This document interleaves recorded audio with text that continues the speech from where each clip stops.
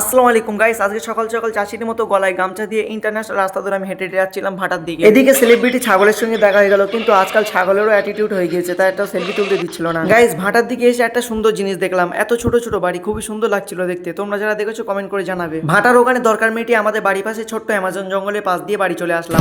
বাড়ি এসে দেখে আমাদের ছোট্ট পিচ্চি খেলা করেছিল এবং আমি তার সঙ্গে একটু খেলা করলাম।